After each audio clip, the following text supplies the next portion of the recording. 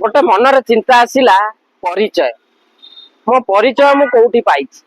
परिचय भगवान को द्वारा माँ बापा को द्वारा मु पाइछि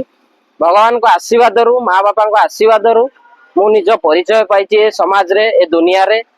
किंतु किछि लोक कोन कहउचंती ना आम जोगु से परिचय पाइछि सेमिति नुह आपण को जोगु नुह मो माँ बापा को जोगु मो परिचय पाइछि मो कर्म आ धर्म जोगु मु परिचय पाइछि मो हजार लोक सहित मिशिछि मो निज कर्म आ धर्म जोगु